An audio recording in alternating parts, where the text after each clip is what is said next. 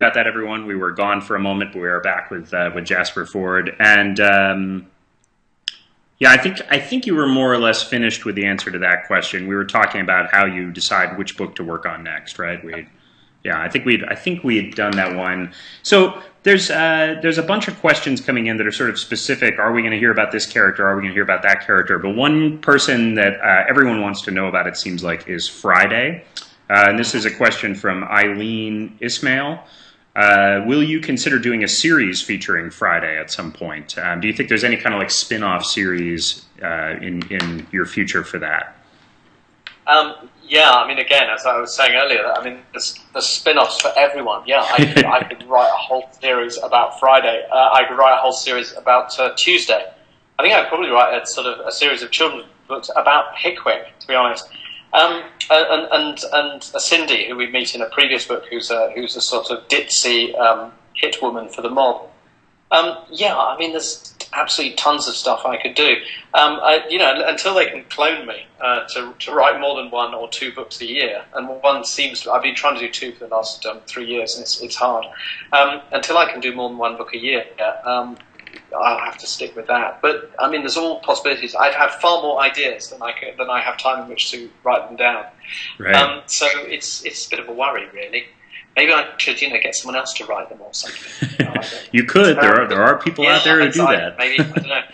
But it's hard. Yeah, I could do a whole thing about Friday, but he will, of course, appear, in the next Thursday book. So he will be back. Right. So I remember now where we were. I was just asking a question from Barbara before the connection dropped, but Barbara was asking if you have trouble reading other authors' books when you're writing a Thursday book because you're so much in the world of books and fiction and other people's narratives and building them into your own narrative. I mean, does that affect your ability to read? No, not really. You can compartmentalize. And being an author or working in the sort of creative business endeavors, whatever, it still means you can, pick up the kids from school and eat and watch movies and stuff. And it's like going to work. I kind of under no real illusions that this is some sort of special, profession. I just sort of tell stories as a job, instead of, I don't know, being a plumber or something. So it's, as soon as I sort of finish work and I go, right, what do I want to do? And I go, I'd see a movie, read a book, terrific. And I'll read a book and I go, what, brilliant book. And I think, there's a little something in there I can use. I always end up paying homage to something in a book or a construction of a sentence that really sounds really, really good. And you end up, just sort of, taking little bits here and there, or there's some nuance with a character that you really want to use, or would seem just right for what you're doing. So it's great to read, when you're writing.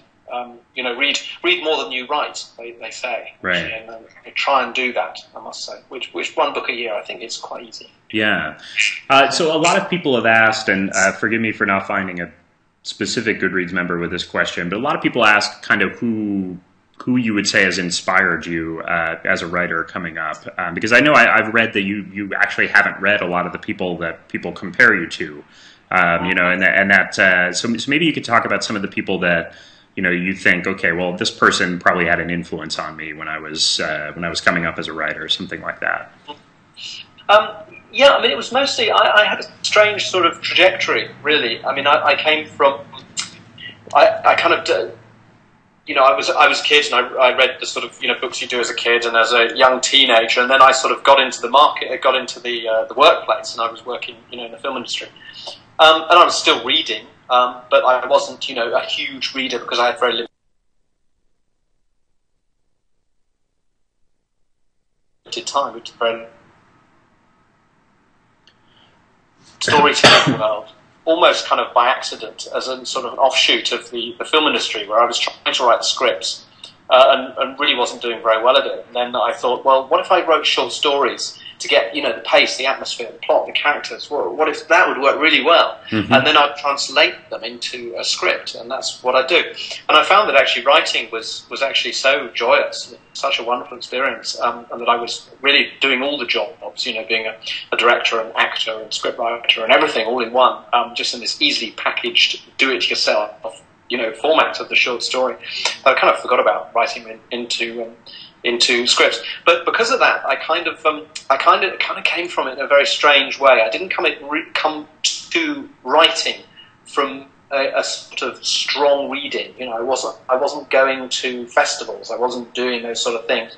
Sure, I was reading, but it wasn't the major part of my life. So I tend to look upon my major influences as ones earlier in my life, when I was more sort of growing up as a teenager or younger than that. And Lewis Carroll obviously was a huge influence. Douglas Adams was a big influence. I loved it and still do his style of writing, of sort of of conceptual zingers, which are just beautiful little things in themselves. And it was kind of really sort of everything I was reading at the time.